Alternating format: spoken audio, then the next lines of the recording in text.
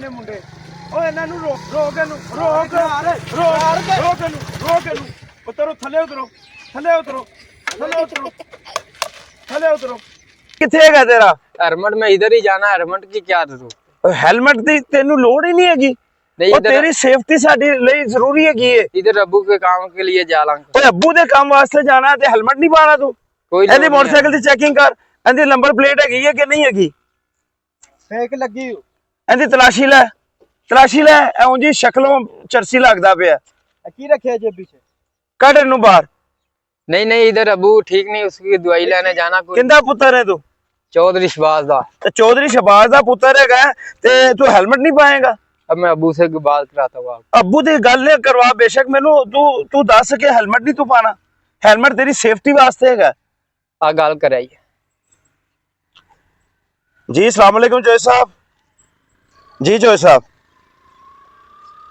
जी चोई साहब, चोई साहब हेलमेट बच्चे दी सेफ्टी वास्ते हैगा और असी तुहाडी खिदमत वास्ते खलोते हैं ते इनू कहो कि अपने कागजात अपने कोल रखिया करे, लाइसेंस इंदा बनवाओ। अच्छा सर वो ठीक है, तुसी मोतबर हो साडे वास्ते, कानून सब वास्ते बराबर है।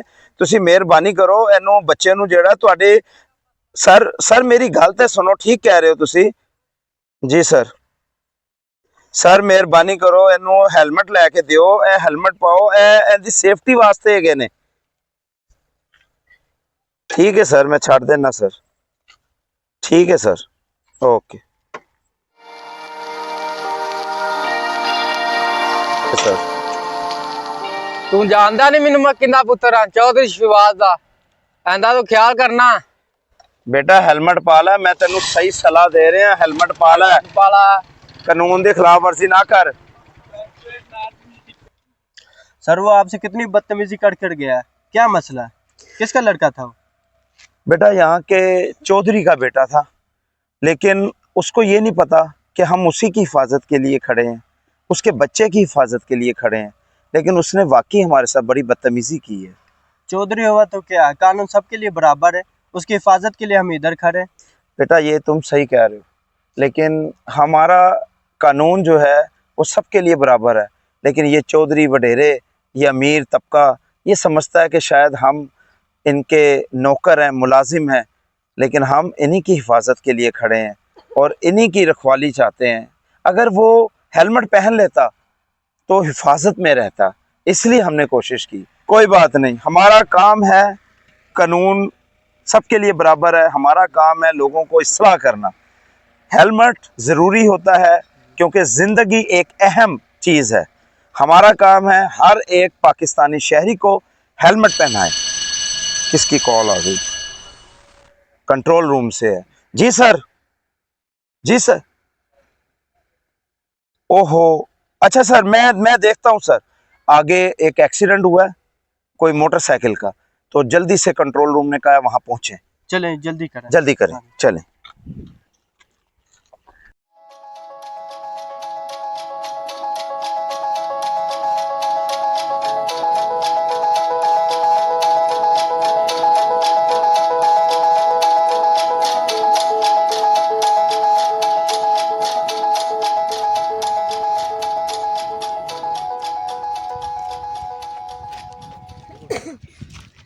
वेख वड्डा चौधरी दा पुत्र वेख, हुण दसो जल्दी नाल कॉल करो 1112 नू, एंबुलेंस नू कॉल करो जल्दी नाल। आपका फोन और चौधरी साहब नू कॉल करो। इत्थे एक्सीडेंट हो गया है, आ जाओ 5 मिनट आए। ओके चौधरी साहब नू कॉल लो, मिलाओ। हेलो अस्सलाम वालेकुम। चौधरी साहब आपके लड़के का एक्सीडेंट हो गया है, वो इधर ही होया है, ये ले बात करें। चौधरी शहबाज साहब तुहाडे बच्चे दा एक्सीडेंट हो गया, हले तुसी कॉल कीती सी और मैं कहा सी हेलमेट पा लो, लेकिन तुसी नहीं मेरी गल मन्नी। जल्दी नाल तुसी इधर आ जाओ, मैं एंबुलेंस मंगवा रहा वा ते बच्चा जेड़ा है तुहाडा सड़क ते पिया होया है। आ जाओ। ये होता है कानून की खिलाफ वर्जी करने का नतीजा, ये होता है हेलमेट ना पहनने का नतीजा। जल्दी से एम्बुलेंस बुलवाओ और इनको जो है हॉस्पिटल पहुंचाओ। हमारा फर्ज है हम इनकी हिफाजत करना, हम इनकी हिफाजत करेंगे। वो आ गई एम्बुलेंस, बंदों को लेके आओ जल्दी से। भाई ये उठाएं इनको, जल्दी से एम्बुलेंस में लेके जाएं इनको। चलो बेटा।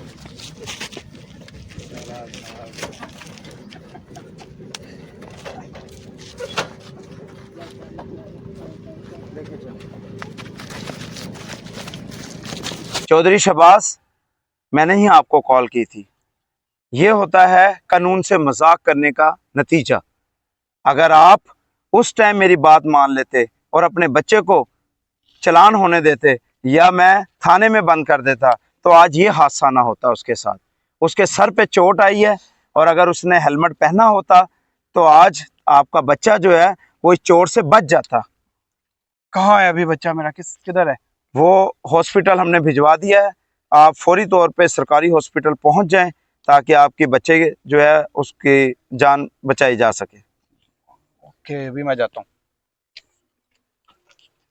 हम हमेशा कानून की पासदारी करवाने के लिए पाकिस्तानी आवाम को कोशिश करते हैं ताकि उनकी हिफाजत की जा सके। हमारा काम है, हमें कोई बदतमीजी करे, हमारे साथ कोई गलत लहजे में बात करे, लेकिन हमारा फर्ज बनता है कि हम इस आवाम की हिफाजत करें। हमारी आवाम के सामने अपील है, खुदारा कानून आपकी हिफाजत के लिए बनाया गया, इसकी पासदारी करें, अपने बच्चों को भी तरबियत दें कि जब भी बाहर निकलें आप हेलमेट पहन के ज़रूर निकलें, क्योंकि ये कानून आपकी हिफाजत करने के लिए खड़ा है और इसकी पासदारी करें। ये आपके लिए नहायत ज़रूरी है ताकि आपकी जान बचाई जा सके। शुक्रिया।